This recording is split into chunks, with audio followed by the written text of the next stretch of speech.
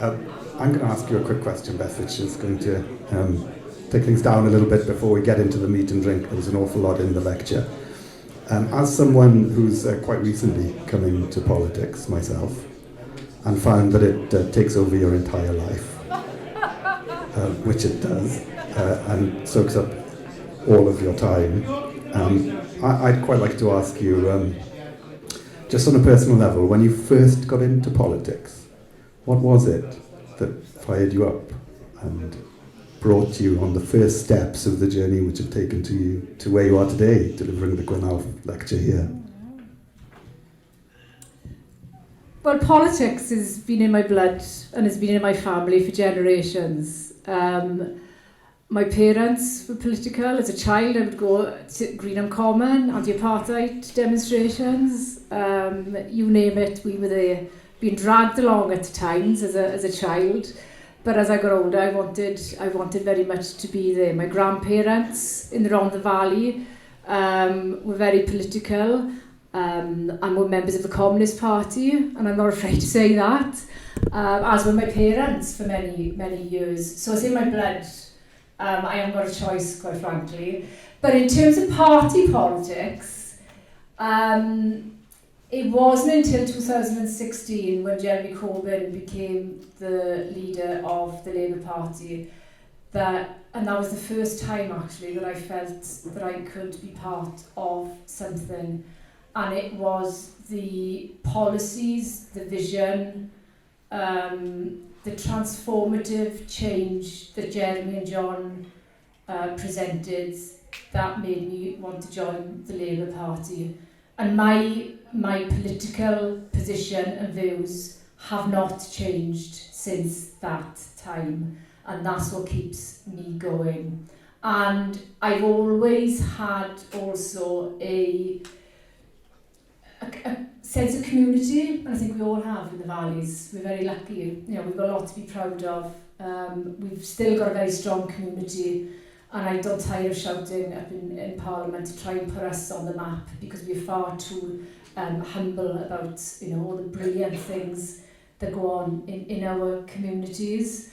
And I passionately believe, always have, and always will, that everybody in our community has a voice and has got something to contribute.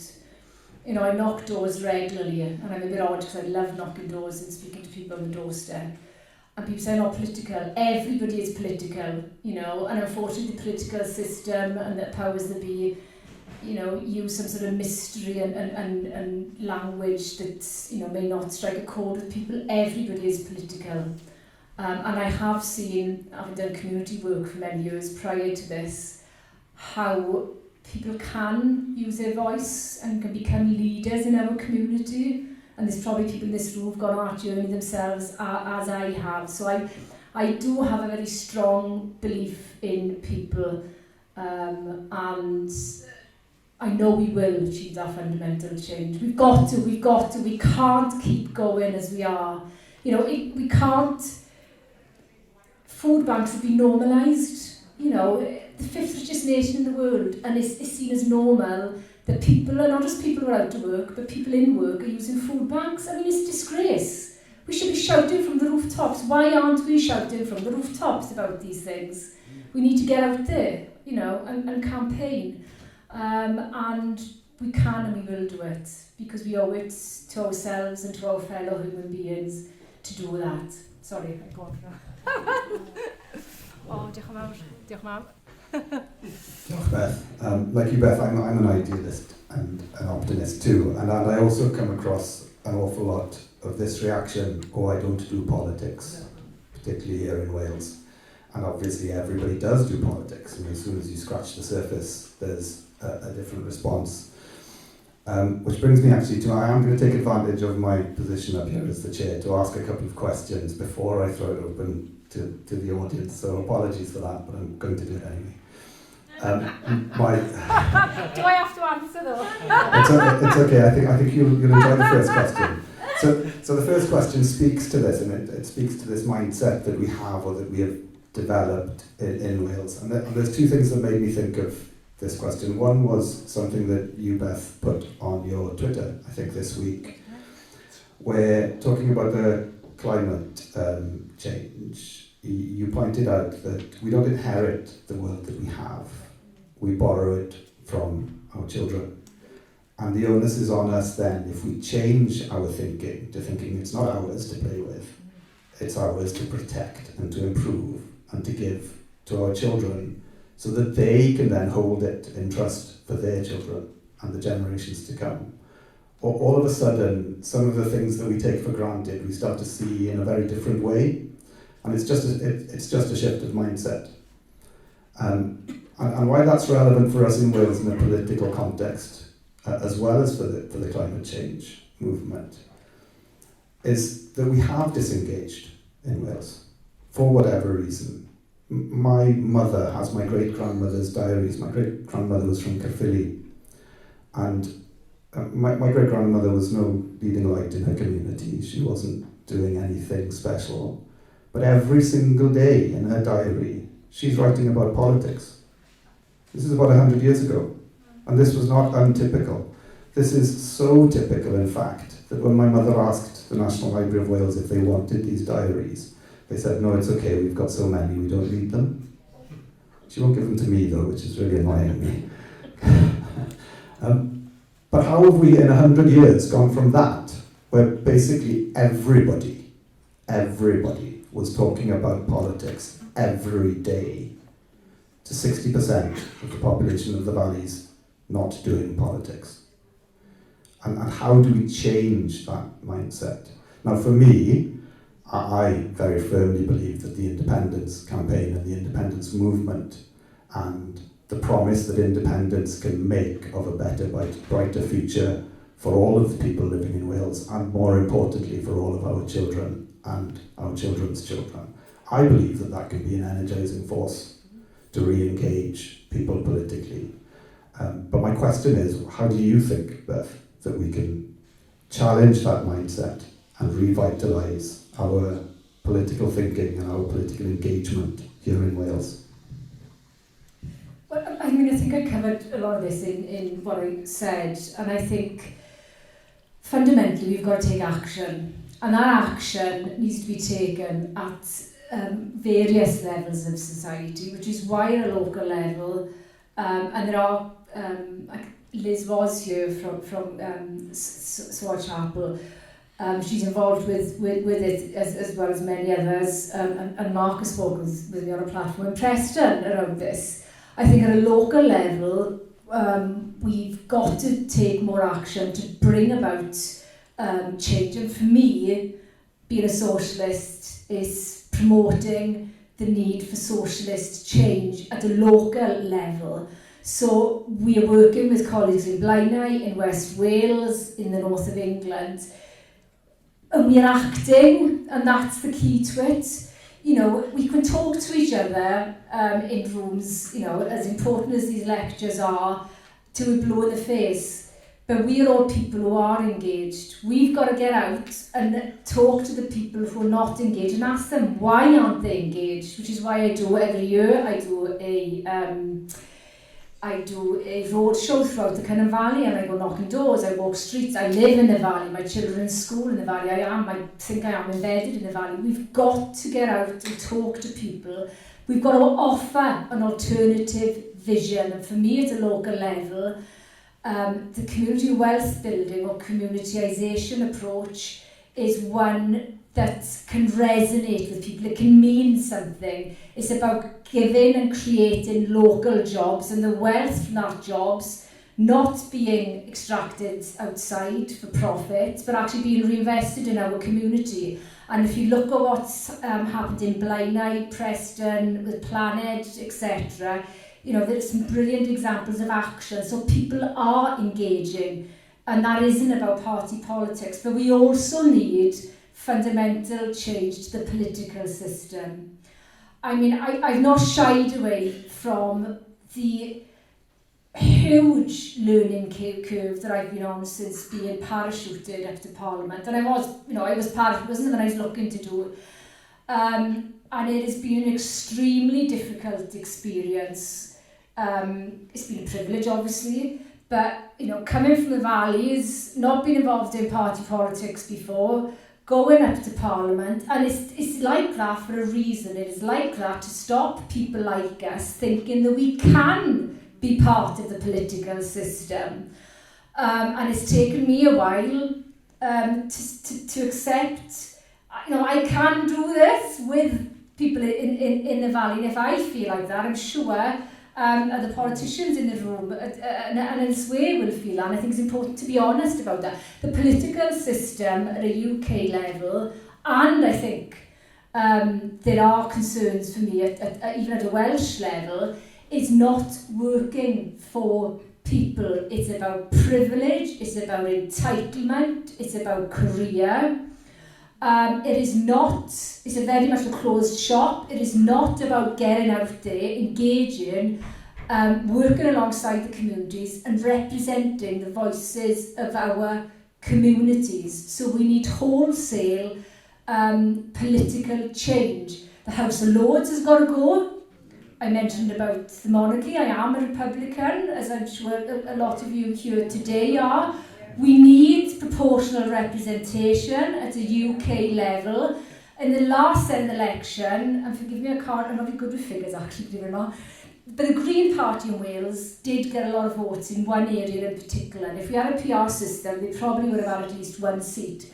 Now, those people who support the Green Party, their voices should be heard within Wales. Why aren't they? Because the political system doesn't allow that to happen. So even for people who are enfranchised, many of them, because the parties that they're part of are not that big and not having their voices heard. So, you know, we need change to the entire political system. But finally, and again, I did say this in the lecture, well, two things. One, we've got to work across party. I'm sure, without a doubt, that I've got more in common with each of you in this room today than difference. And we've got to, where we can, work together on those common causes. None of us want food banks. You know, I've mentioned that 2 or 3 times now. None of us want food banks. None of us want the end of our planet. And I do seriously think that unless the climate crisis is taken as seriously as it needs to be, you know, there's an urgency there. We all agree that we want a future for our children. We all agree that people should have inflation-proof pay. You know, in this room, I know, I'm sure there's nobody who disagrees with that. So where we've got commonalities, we should be working collaboratively. There's far too much division within politics, and I've never, ever had time for that. And I say that with the Labour Party as much as any other, very tribal. You know, so I'm not saying the Labour Party is any different. But finally, so disagree with you. Finally, and I do think that we lose track of this. What is the vision? What society do we want? You know, some of those big thinkers in the valleys that I referenced in the lecture had that vision, and we've got to have. For me, it's a socialist society. And I'm sure, again, most, if not all of you in the room will agree with a lot of the socialist principles. What Wales do we want? What is our long-term economic strategy for Wales? We haven't got one. What is the vision, the long-term vision for Wales? It may be independence. I'm open, you know, and I want to continue this conversation with colleagues in the room. It may be federalism, but we're not having those political discussions and debates in a collaboratively, comradely way that I think that we should. Diolch, Beth. I think you've put a finger on it a little bit there on why we've got the disengagement. The democratic deficit itself has led to that disengagement, because if you don't feel your vote matters, you don't feel it's worth engaging. So we've got a cat and keffil problem, haven't we? A chicken and egg problem, that we have to encourage people to engage, to create change, so that they can then be engaged in a way which makes a difference. Because everybody's voice should make a difference. And again, I'm going to come back to the independence theme, because I genuinely believe that becomes something that can be used as a catalyst to transform Wales.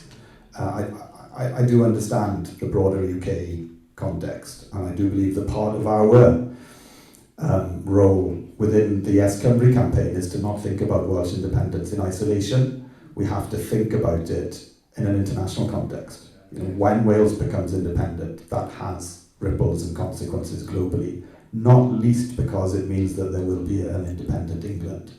And we, in a sense, have to help them make the case for an independent England as a process of renewal and revitalisation for the 55 million across the border. That also speaks to why I don't think federalism will ever work, because the 55 million will never, ever allow the 3 million to do what's best for the 3 million, unless the 55 million think there's something in it for them, which I think is a great shame, because I'm an idealist like Beth, and I'd love it if everybody was in this boat together, but unfortunately the tide does not raise all boats at the same time, and there are some boats that are much bigger, and we're not one of the big boats. But I'm not going to go into that now, Beth. My next question isn't about that. My next question is actually about the Labour Party. Sorry, Beth, but the lecture was very interesting, and you made your positions very clear in the lecture, and I could not help but think whilst I was listening to it, two things. One, how very, very far you are away from Starmer's Labour, which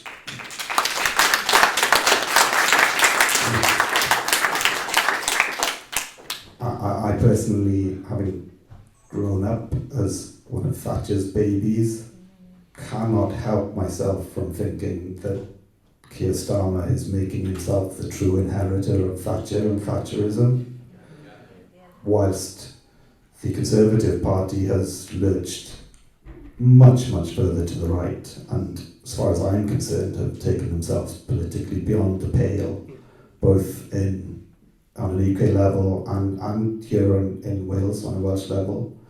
I think it was this week that we had the absurd attack on multiculturalism from the Home Secretary, which bears no resemblance to the reality of life in the United Kingdom and cannot be seen as anything except dog whistle politics of the very worst kind. And this is the Home Secretary. I mean, it's shocking. If you told me this was going to happen 10 years ago, I would have laughed at you. But that is where we've become politically. Meanwhile, here in Wales, Welsh Labour has not moved towards Thatcherism, unsurprisingly, given how people think about Thatcher here in Wales. The most recent set of polling data that we have puts 55% of Labour voters in Wales in 2019 as pro-independence supporters. I had the honour of giving my submission and giving evidence to the Constitutional Commission just yesterday, I think, no, 2 days ago. And Albert Owen was there, and I pointed out to Albert Owen that 50% of Welsh Labour supporters are indie supporting. And in what he thought was a killer blow, he said to me, well, at least half the Labour supporters I speak to don't support independence. I don't think he really thought through his answer. But my question here is, given that is the reality of where the supporters of Labour in Wales are now today, and the trend is very, very clear that is a growing number, not just across Wales, but within Labour as well, who are in favour of independence. Who is representing those Labour voters? The inference is that half of the Labour MSs should be pro-independence. And they are not, at least not publicly. You can absolutely guarantee that of the 20 Labour MPs in Westminster, with the exception of present company, certainly 17, 18 of them are quite a long way away from the independent side of the argument, and honestly, quite a long way away from their Labour MSs in the Senedd in Cardiff. So who is going to raise the flag and represent those Labour voters. And that's my question to you, Beth. That's for the people to decide, ultimately. And I mean, at the moment, we've got such a democratic deficit and such a level of alienation from the political system. I mean, I'm not familiar with the study that you quoted, but I referenced that 60% of people in Cymru didn't even vote at the last election. You know, so we've got a big hill, a big hill to climb. We've got to be open to independence, and I accept, and I said in my lecture, that there are obstacles and challenges to a federalist approach. And exactly what you commented hits the nail on the head. Unless UK government agrees to fundamental change, whether it's Labour or Tories, it is difficult. However, and I welcome some of your comments about, you know, the need even within the independence movement was to take that international and national approach. Having been to Preston, having worked quite closely with Jamie Driscoll on a number of issues, there is an appetite in the north of England for change, and in many ways we in the South Wales Valleys have got more in common with the working class in the north of England than we have with some of the more rural areas of Wales, if you're looking at culture and community. And, you know, it is incumbent on us to work with those people and groups and communities as much as we work within our own communities, because we share the common struggle, the class struggle, whether we're in Asia, North Asia, which is another place that I've done some work with, whether we live in Preston, or whether we live in the Cynon Valley. You know, as working class people, the struggle is the same and the vision is the same. But I do accept the challenges, which is why, you know, I'm on a journey and I'm open to explore, and I want to explore further, you know, the option of independence. I'm not closed to it. What does it mean? What would the transitional arrangements be? You know, for me the detail is important, but I'm open to it, and I think we should all be open to different perspectives. Yes, the political system is broken. The voices of independence, the voices of the Greens is not represented. You know, the voices of the silenced are not represented. The voices of the alienated, those people who just think, you know, politics it's just about a group of people who are there to feather their own caps. Their voices, they're not even given their voice because they don't think that their voices are going to count. We've got a huge mountain to climb, but let's have those conversations and let's get out there and engage with people. You know, knock doors, hold community surgeries, hold rallies. I mean, we had Mick Lynch down. You know, I know Mick is a big draw. I mean, we sold out within days. And there were people who came who'd never been to a rally before, and there are people who came who are still in touch with me who have been politicised because of that rally. You know, we've got to do it. We have to do it. And we will do it.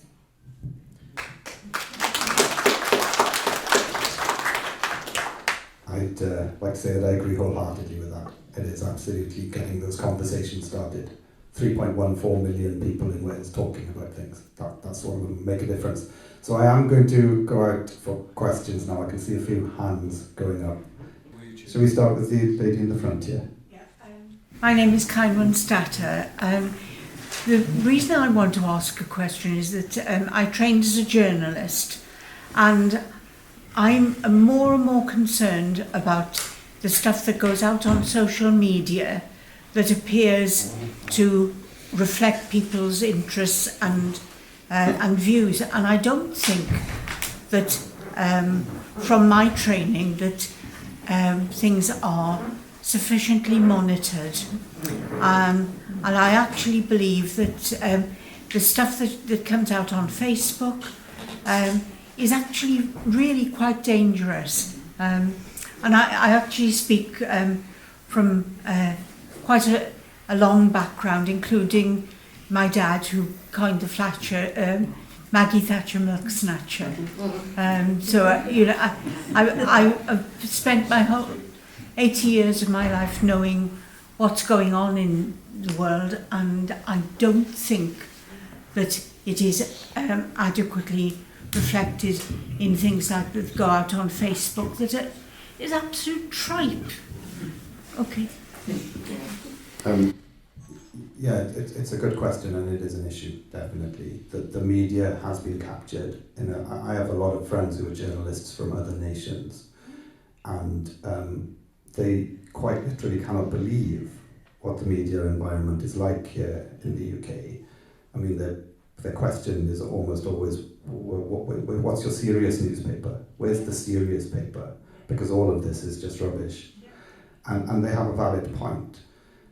But we have to accept that. We just have to accept that that's where the media has become. And just as it is for us to revitalise and re-engage people politically, it is for us as the people to support the media that is more sensible. And I think it's come to a point here in the UK where it is so bad. It's very easy to point the finger at social media, but you know that's not adequate really. Social media, the noise is there, but the media then pick up on that. The 20 mile an hour debate is an excellent example of noise and misinformation taking over the actual reality. The dismissal of experts by Michael Gove, that was another classic, wasn't it? You know, this rubbishing of things, this rolling out of alternative news. What did Trump's press officer say? Alternative facts. This rolling out of this to distract and befuddle and stop people talking about the things that are truly important. But it is in our power to change that. And it is already happening. You know, there is citizen journalism happening. There's things like in Wales, there's Bylines Cymru, there's Nation.Cymru. You know, Nation.Cymru is a employee-owned news media outlet. So all the journalists have ownership of their own outlet. So it does happen, but it is for us to support them. So I mean, I support Nation.Cymru because for that very reason, we need the alternatives. I don't know if you want to add anything to that. I mean, the mainstream media is part of the establishment. I have no qualms about it. And if you, as an example, look at what they've done and are continuing to do with Jeremy Corbyn, I mean, it is an absolute disgrace. The mainstream media, for me, is part of the establishment. There are alternative media outlets. You mentioned Nation Cymru, which I think is very good. Novara Media, geopolitics at a UK level. And we need to be supporting those alternative media outlets. I would say on social media, I completely agree, and I do get concerned. You know, people often, politicians, I've got, not me personally now, but people say, well, I've got 10,000 followers, I've got 30,000. What does that mean? You know, those are people, including politicians, who are just sitting down in their bedroom looking at a screen. You know, and going back to what, you know, I keep pushing and I'll keep pushing, you know, to my dying day. We've got to get out there and take action. So I think there's a risk that people view social media as, you know, the way forward, when for me I think it's got a whole array of risks. Notwithstanding that, but this time has passed. When Jeremy became leader, social media and Facebook was one of the biggest vehicles through which Jeremy supporters actually reached out and engaged with people, but the mass media clocked onto that and shut it down then. So they can be benefits, but overall, you know, it's another outlet. You've got to be aware, and I fully agree with you, Karen, about the risks involved. And you know, let's not fall into false sense of security. Let's get out there. There have been a lot of hands up. I think right in a cefn, o ti sy'n siarad? O ti sy'n gofyn? Okay, yeah, go on.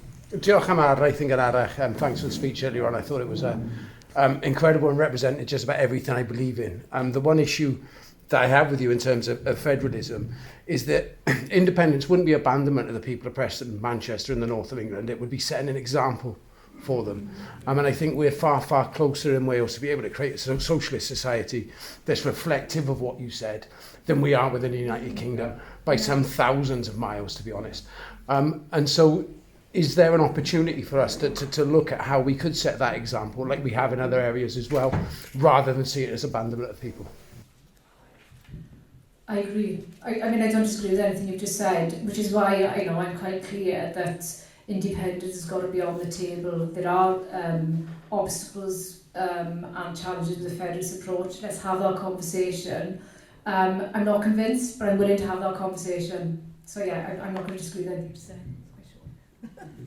I'm going to say more about this, because I absolutely believe that an independent Wales is an avenue to setting an example globally in all sorts of forums and ways, not just in building a progressive society, but on the green question. Wales is uniquely placed to very quickly achieve net zero and potentially become a carbon store for the rest of the world. And that's for lots of reasons. I mean, it's the vast green energy potential and the infrastructure already in place to distribute that energy. We have one of the largest natural deep water harbours in the world in Milford Haven, and it is already integral to the energy network for the whole of Europe. So you create green hydrogen from your offshore wind, and then off you go. We also have the second largest tidal range in the world, and we have a huge amount of farmland which is perfect for carbon sequestration in the way that it is farmed. Not this idiocy of planting trees so that people can greenwash their businesses, but changing the way in which you manage that land so that you're sequestering carbon rather than releasing it. So Wales has all sorts of ways in which it can lead. And at the moment, we're tied to the UK, and it holds us back. And it holds us back in every single aspect of what we do. Socially, economically, culturally, politically, and I'm finding it, I'm still quite in touch with my inner teenager, and I'm finding it incredibly frustrating and increasingly frustrating. And for that reason, I feel that it's not incrementalism or a slow road to home rule, it's independence yesterday, so that we can get on and do it, so that we can have this vision and we can get on with it.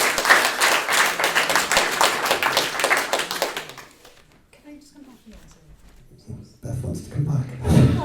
No, this is discussion, I hope, and we've talked about people being disenfranchised, and the example 60%, and you find the words with independence now.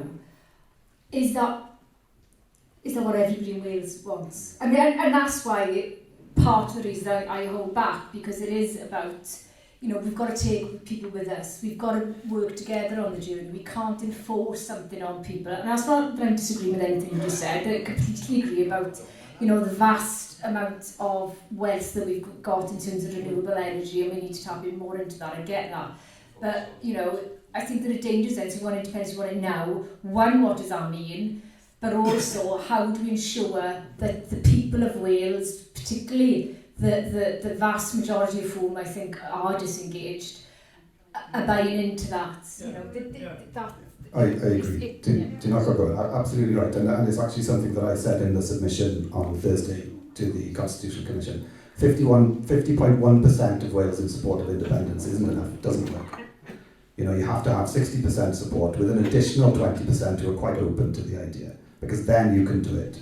You have then the ability and the will as a nation to get on and do it and make these changes. And one of the things that's interesting that's interesting about the data that we have is we've got a recent poll showing 38%. One of the more interesting pieces of data for me, and it's only from a single data set at the moment, so I can't say it's a trend, but 1 in 4, 24% of those asked in Wales, if Scotland was independent, would your attitude to Welsh independence change? So these are no voters being asked what their attitude is if Scotland leaves. And at that point, they changed their view. Kirsty Williams is one of these, as it happens. She's a former MP, she's a Liberal Democrat. But there are lots and lots of others. I'm sure you'll know many of them. And what I say to all of those is, why are we waiting? And it speaks to that mindset thing that we were talking about earlier. Why are we waiting for Scotland to give us permission to do something that we can and will do? Why wait? Why are we doing this?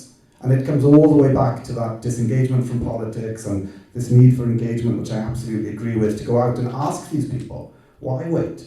Why are we not confident? Where is our ambition? Where's our bravery? Where's our confidence? Let's find it, seize it, and get on with it. So I'm going to stop talking now because I'm getting a bit carried away. Dominic. Thanks, Gwyn. I'm interested in, so radical federalism still requires a central bank to be managed and a currency which is managed by the UK.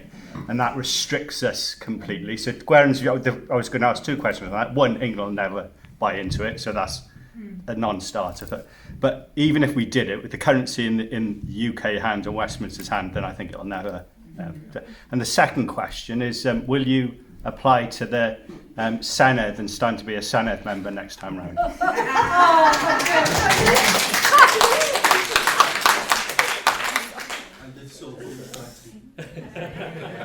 I mean, on the first question, I completely agree, which is why I'm on this journey. Yeah, you're right. You know, when you are the expert, so given what you've been doing in terms of the developed bank, so I agree with you. UK government is not going to change, particularly in terms of finance. So, yeah, I can't disagree. I mean, in terms of the second question, you know, and I've been asked this many a time. I've been asked, am I going to stand as applied member of Parliament, an independent? Am I going to go? I genuinely don't think in those terms. For me, I mean, in the last few months, it's been very difficult. I only published a report, and I'd probably be asked about that. I won't be surprised in the last couple of weeks. So, you know, I have been through quite a difficult time. I'm coming out to that, and I'm carrying on doing what I'm doing. I feel there's an urgency now because my time is potentially limited, so I want to do as much as I can. I've always worked in the community, but all options are open. I don't know what I'm going to be doing in the future, if I'm being honest. Yeah, I don't know. Thank you, Ma. I'm not going to be standing for the Senedd, but I do hope that you carry on in politics, Beth. I think it would be a great loss if you didn't.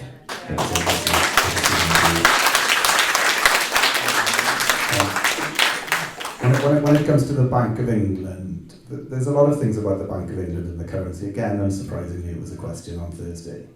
No independent nation, when it begins its independence journey, ever has changed its currency on day one.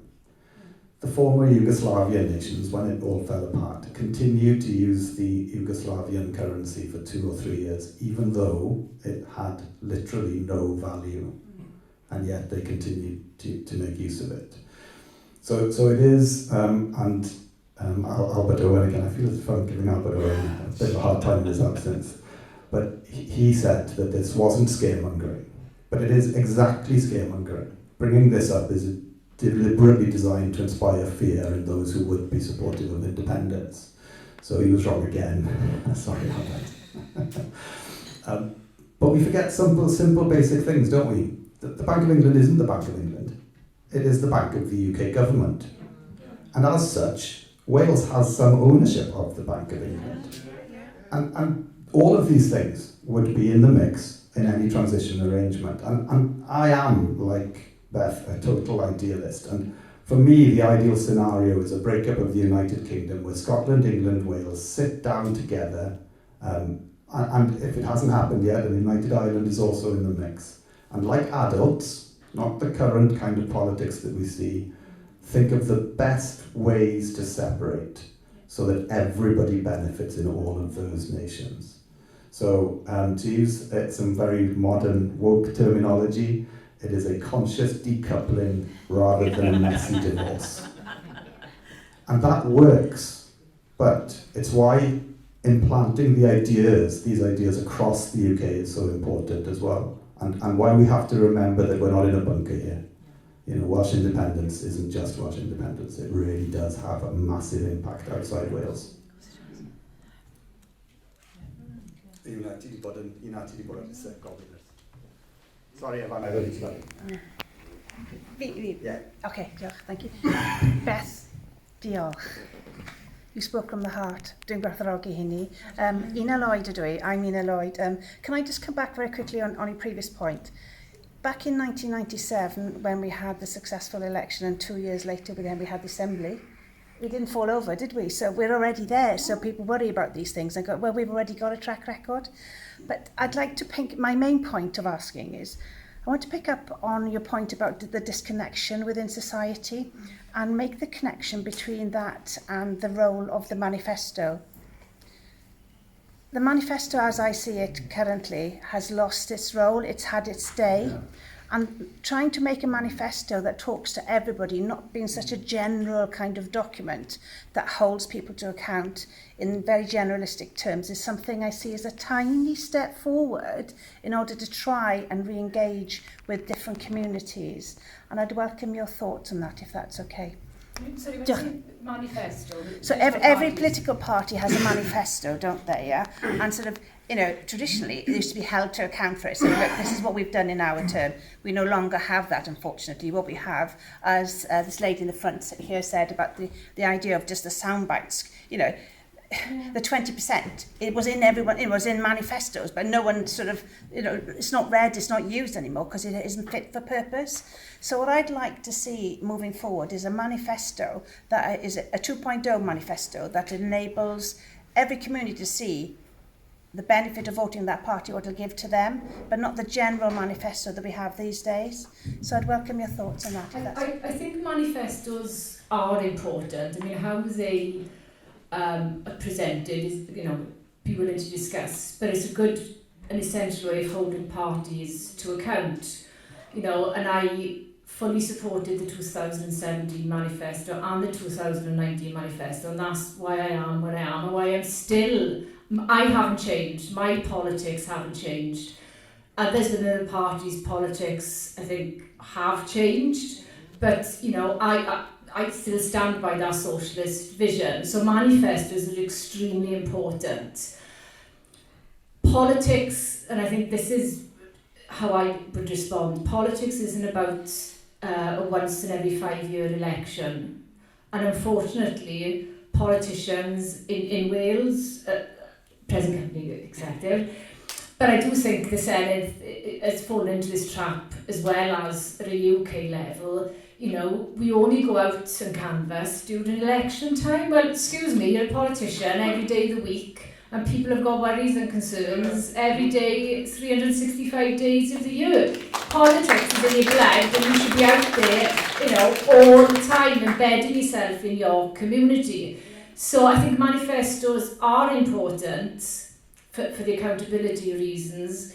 But like I said, the political system is fundamental overhaul anyway, and part of that would be looking about how you move from manifesto pledge to implementation. And again, it's very easy, you know, and the cooperation agreement is brilliant. Implementing things is a different ball game, as people would know.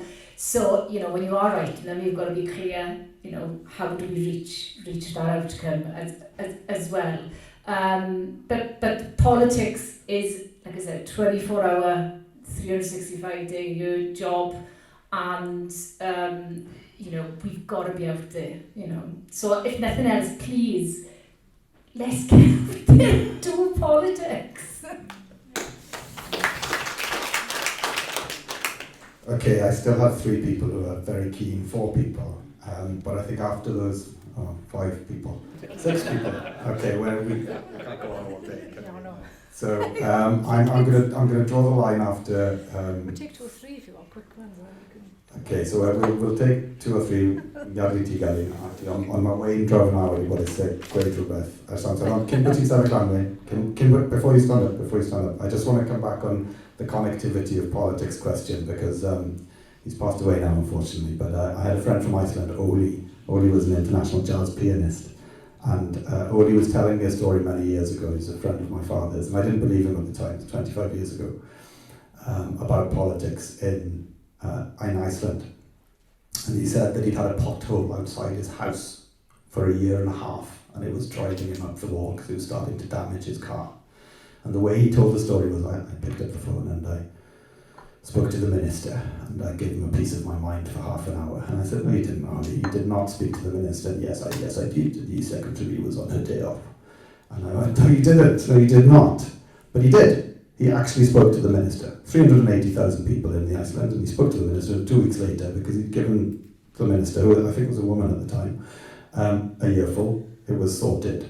Now, I'm not saying that Wales can reach that level of connectivity because there's 3 million of us, but you can be absolutely 100% sure that an independent Wales will have a much smaller gap between its politicians and its people than the one that currently exists.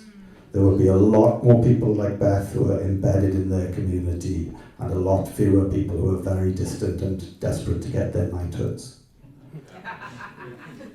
Wayne. Wayne Adams. Beth, congratulations, great talk today. You mentioned neoliberalism, which is a current economic system which benefits the rich. In other words, the rich continue to get rich and the poor continue to get poor. What economic model would you advocate when Wales gets independence? And it is when? I'm going to leave the independence part out there because I think I did reference in the lecture. We haven't got a long-term economic strategy. Whereas I've been speaking recently quite a lot to the Governance Centre in Cardiff because they do a lot of work on the economics of independence and otherwise. And I mean, they made a really important point, which was stated in the face, whether you're independent or whether you're a federalist nation or you know, a united nation, we should have a long-term economic strategy. So I leave the independence bit to the side. We've got obsession in this country with growth, you know, and the model focus on GDP does not work. And if we read, you know, Doris Economics and other sort of books, you know, what are the outcomes that we want to achieve? Why aren't we having a model which focuses on well-being, on inclusion? You know, what are the measures of a good economy? So I think we need a wholesale change in terms of what the economic model should be. I think Welsh Government is trying, and the cooperation agreement has got the seeds of hope. But I think we need fundamental economic change, and the model that we've got currently does not work for You're right, people. Beth, and I'm saying if we're going to go out there and campaign as you'd like us all to do, and I'd like to do, we need to be able to have something to hang our hat on. When the objections come back, what is your economic plan for us? Because that's the number one objection that we get. But I don't think we should be hung up on that either, because I mean, in researching the lecture, I was reading about the Doyle report and other reports, you know, which are giving examples that we can economically survive and the models that would involve. And I'm not averse to what they are saying, and I'm, like I keep saying, but I'm on that journey at the moment. So I don't think we should get hung up on just the economics, because I think that can be a bit of a distraction, for want of a better word. It's not the only issue in terms of independence or the future of Wales. The current economic system isn't working. There are other models out there, and we need to consider those and have that discussion. And we're not having those discussions in the way that we should. We're not looking at the fundamentals, aside from a couple of them that I did see research in this lecture. So I'm going to agree with some of what you said, Beth, in that I absolutely believe that the current economic model is broken. I actually think that it never particularly worked well for Wales because it's not been designed for a country the size, shape and of the makeup of Wales. I disagree with Professor Doyle, Professor John Paul. This is personal, by the way. This is not necessarily a Yes Cymru viewpoint. And I don't think that existing structures can remedy that situation either, because the economic framework that we have is given to us. It is imposed upon us. And it is very much capitalism read in tooth and claw, and it is very much built around the farming of rents for the benefit of others. Now, you can't actually get rentier data for Wales because that data is often confidential and no one's collecting it. So the data sets for Wales that these economists are working on are just completely fallible and honestly a little bit useless because you can't actually get the data you want out of them. I'm sure there are people in Wales collecting rents from English properties, but I am more sure that there is far more rent leaving Wales from the obvious big ones like the Crown Estates, but just in general. Millions coming in, billions going out. You can't track that, it's not there. So we have to think of a model for Wales that is a Welsh model, a Welsh way of doing it. I love what Cymru are doing. I love the idea of employee ownership, of community ownership, of people having an interest in the world around them. You know, you're going to respect your town if you own your town. And then at a higher level, you're talking a sovereign wealth fund. And that sovereign wealth fund can also invest in Welsh businesses. So you could have a model with Welsh businesses where the sovereign wealth fund, the employees of that business, and the local community all have an interest in a business.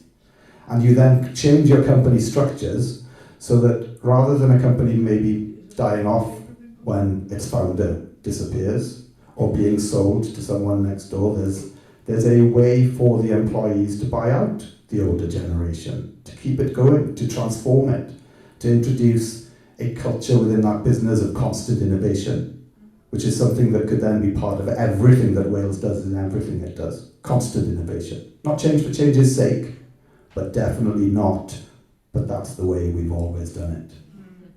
So that's where I stand personally, Wayne. I am writing something with a chap from Aberdeen actually about this as a pamphlet if I get time, but like Beth has already alluded to, this takes over your life, doesn't it, Beth? Okay, I'm going to take a few more questions. Sorry, Evan, a wedyn Tudfil, a wedyn ni'n mynd i gael ferch yn os oes amser Gwyn, I ddod I ti, okay? Evan. Yeah, just quickly come back to Beth, really. To make a point about that Mark alluded to, just to add on to what Mark said, and also then to just ask you a quick question. With regards, because like you, I've also worked in community regeneration and poverty with young people, and as we all know, we've got extreme levels of poverty in Wales, but also the north of England, Scotland, and these aren't being addressed, they're getting worse. Poverty has only been reduced twice significantly in the last century. Otherwise it's been increased continually from party to party, from government to government within the UK system, and the UK system is set up for that. But what I want to bring to the federalist point is Mark's point around the bank and having a currency for Wales and why that is so important to get rid of poverty, because we need to have the levers and mechanisms. And the reason why I'm pro-independence is solely because of my work within trying to get rid of poverty, problems with socio-economic deprivation and such related aspects that we are dealing with in Wales that are destroying people's lives before they even begun. And the only way we can get to those and solve those problems and take ownership of those problems is if we have the levers available to us as communities and to us as a nation. And the only way we can do that is through a central bank and our own currency. I mean, that's just the reality, and there are examples around the world of that point. Ecuador is a good example where they voted for independence and a new constitution, but they also voted to retain the US dollar as their central issuing currency, which has caused them problems as far as leveraging for funding their economy in progressive things, and obviously America's influence in allowing them to do so, the federal bank's role in allowing them to do so. So that'll be my point on that. My question is, has your experience in the last couple of months helped you along this journey to being more open to independence?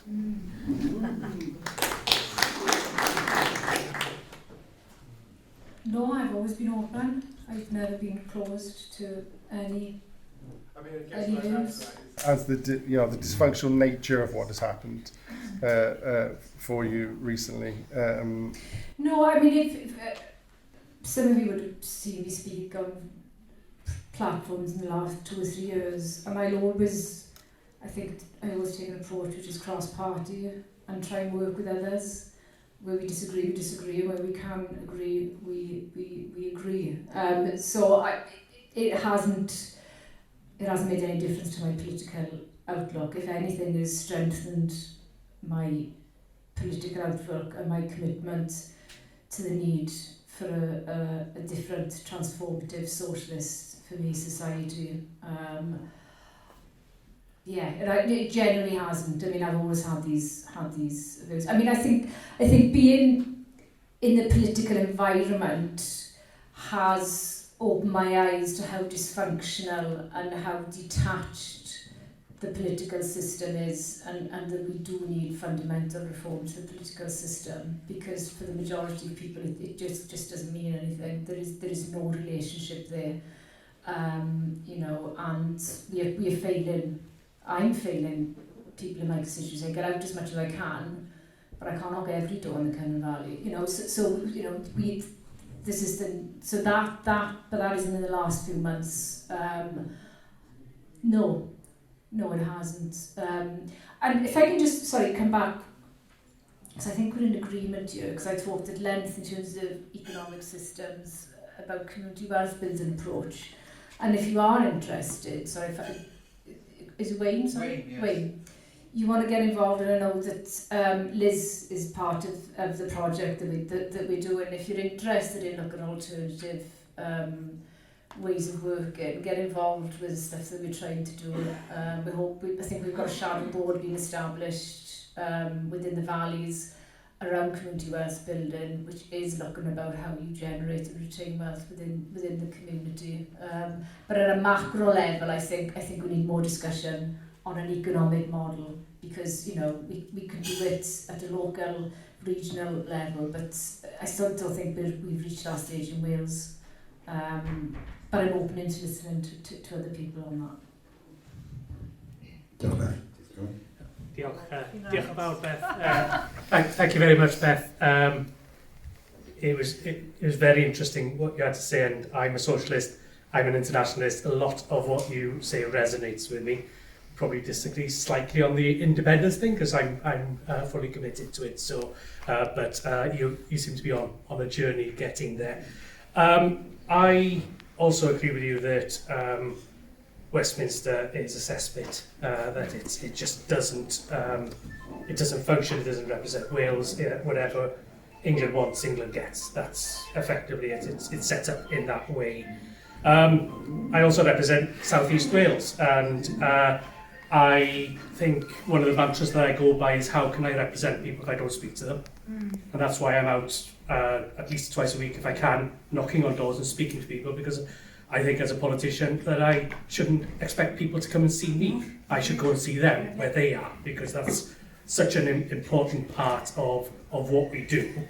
My question comes more in how, and I believe in collaboration, and I believe in that's the best way of getting things done, because by bringing the best of ideas together, that nobody has a monopoly on the good ideas, so that we work together.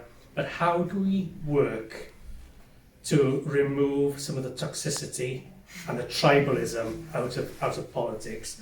And how does Yes Cymru members who are apolitical, what challenge would you give to Yes Cymru members to help us in building that better, fairer, kinder Wales where we both want to live? I think if I or you had the answer to that, we wouldn't be sitting here today. I mean, it is one of the difficult questions to answer. For me, it's about holding events like this and being open to inviting, and I do welcome the opportunity to invite people who may not be the traditional independence supporter or not. But it's also about what you are doing, like me, is embedding yourself in your community and almost on a practical level taking the politics out of it and finding issues where there are commonalities. So, for instance, the community wealth building that we're doing in Cannon Valley is involving the council, the third sector, and local people. I have no idea what those people's politics are in the most. But we all agree that the Valley has got one of the highest levels of deprivation in the UK. We have the third highest death rate from COVID, Cannon Valley. I mean, you know, it's absolutely appalling, the situation. But we all agree that we need to change the economy and the employment system in our valley. And we're working collaboratively on that. So I think it's about thinking outside the box, looking at different ways in which we can work. And acknowledging that we don't all have the answers. I'm happy to be here and to learn and to listen. Listening is so important. And being willing to change and say we're not right all the time as well, and we're not experts at everything. I am not an economist, but I know our current economy doesn't work for us. So it's about having those honest, you know, open conversations, but also finding things that resonate with people, particularly the people who are not enfranchised. And that could be, which I do, go to youth clubs and get involved in some of the music scene. You know, there's all sorts of ways of doing it. And we are doing it, some of us, so it can be done. It's just trying to get that across Wales and the UK. But then also, as politicians, I think there's a duty upon us at a national, whether it's Wales or UK, to be saying the system is wrong, it is a cesspit, and we've got to call those, you know, we are in a privileged position, and we've got to call out, you know, the systemic issues that need to be transformed. We've got to use those positions for the benefit of our communities as well. I find myself in agreement with all of that. A little bit more bravery from our leaders, the ones that are there, talking out, speaking up, saying, you know, that this is unacceptable. And we have to remember, from my perspective, from the independence perspective, that an independent Wales will have a plurality of views. And all of those views, for that to be an inclusive, vibrant, healthy, in every sense, society, everyone's views need to be accepted and they need to be involved. So collaboration is key. And often, if you're open-minded and collaborative, innovation follows. And where there's innovation, there is success, particularly if there's flexibility. Something that small nations do very well, as we've seen across Europe in the last 30 or 40 years. One last question, which I think, Tia then?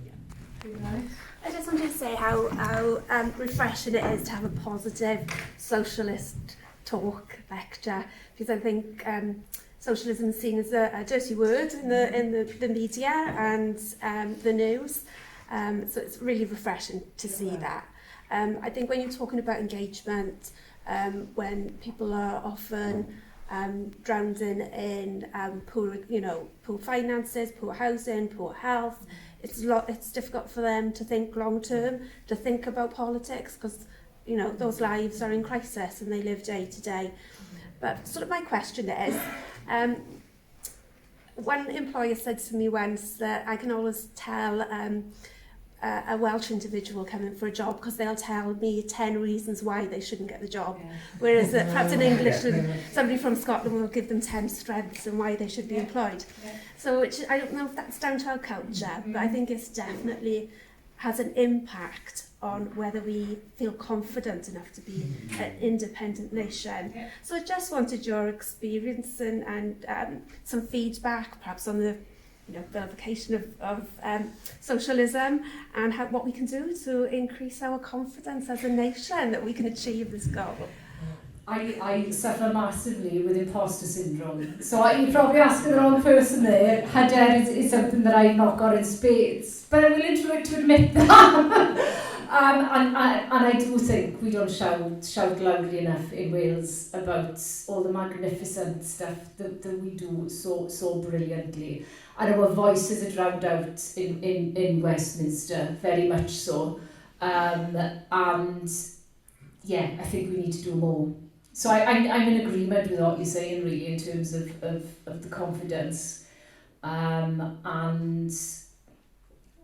I think we need to be making more of those grassroots initiatives, because they really are they're a beacon of hope for me, and that's what keeps me going. It's not being up there, it's being in my community and seeing what Karen Organics is doing. I can't wait to come over and visit and have a proper tour of this place, because what you've done here, Liz and others, is just phenomenal. You know, that is where our hope and our future lies, and we need to spread that message, and we need to wealth tax, you know, we need the corporation tax needs to look at. We're the 5th richest nation in the world, you know, and you've got a 1% at the top who hold, you know, the majority of the wealth now more than ever. And, you know, it is wrong on so many fronts, and there is a different way, and we've got to shout loudly that we are demanding that change. But we're not going to do it alone, and we're not going to do it working in silos in our own political parties. We've got to, where we can, fight that commonality, and for me it is about fighting for that socialist vision, which we will achieve one day.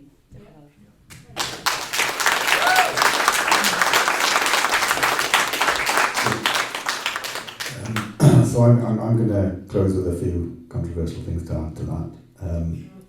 I'm a historian, and I don't disagree with any of the sentiments that Beth has expressed here, but I do feel that socialism, liberalism, nationalism, even capitalism to a degree, all of these are labels from the 19th and 20th centuries. And I don't necessarily feel that they are particularly relevant in the 21st century, as the Industrial Revolution has come to its end and we're setting off in the very first decades of the digital revolution, where things like artificial intelligence are going to transform all of our lives, where our lives have been transformed in the past 20 years by these things that I can see some of you looking at now instead of paying attention to me. I don't. I mean, jokes aside, it is a serious point. I think we need to think about inventing new ways for the future and new ways of looking at things. And sometimes labels from the past hold us back. And I don't want that. It goes back to something you said in your lecture. We take one step from the past, don't we? And then 2 steps forwards into today and into the future. And we are at that threshold. We are at that threshold for the future for Wales. And I firmly believe that independence is what will take us over that threshold and will unite the Welsh people and will bring us together in looking at those things. And the challenge for us is to get out there and do exactly what Beth is telling us to do, and persuade what is now 30%, consistently, high 30%, most recently, to become 50% and then 60%. And you know, I know this because I know how jealous they are in Scotland, my colleagues in the independence movement. You know that if Wales starts motoring towards independence, Scotland is going to pick up. Yes. And then all of a sudden, it is on the table in Wales, and it could happen far faster than all of us think. Yeah.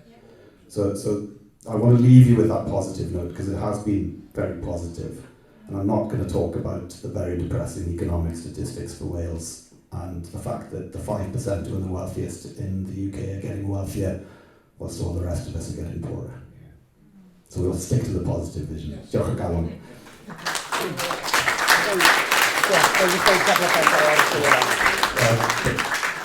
Before I hand over to Rob to wind everything up, I have a few gifts for Beth for putting up with me.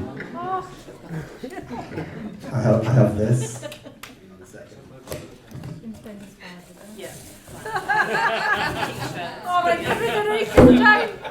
This fantastic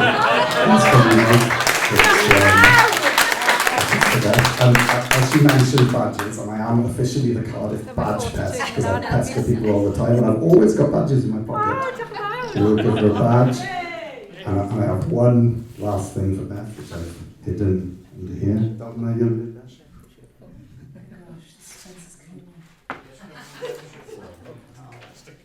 Oh, I'm a camera. And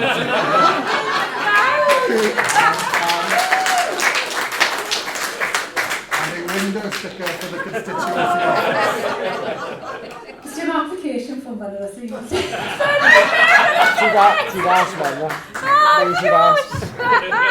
Seriously, diolch o galon, Beth, fi'n enjoyed it.